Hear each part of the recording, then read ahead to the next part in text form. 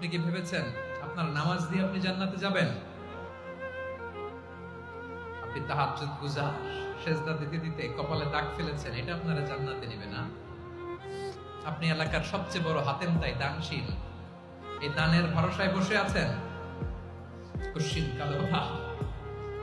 আমাদের নামাজ, আমাদের রোজা, আমাদের ইবাদত, এগুলোকে মিজানের পাল্লায় উঠালে কোনো ওজনই হবে না। তবে আমাদের একটা কৌশল জানা আছে, আমরা আল্লাহর রহমতের ভিখারি।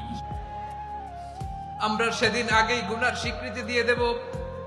আমরা বলবো, আল্লাহ তুমি প্রশ্ন করার আগে তোমার একটা কথা বলি, আমারে কিছু জিজ্ঞেস করো না, আমি সব করেছি। এমন কোন পাপ নাই যে পাপ আমারে দিয়ে হয় নাই। তোমার রহমত দিয়ে তুমি জান্নাতে পাঠাবা, তোমার দয়ায় জান্নাতে যেতে চাই, আমল দিয়ে না। পারবেন বলতে? কিয়ামতের দিন আমরা বলবো, আল্লাহ আমার আমল দিয়ে জান্নাত চাই না, আমি তোমার দয়া দিয়ে জান্নাত চাই। তোমার দয়া ছাড়া আমার কোনো উপায় নাই।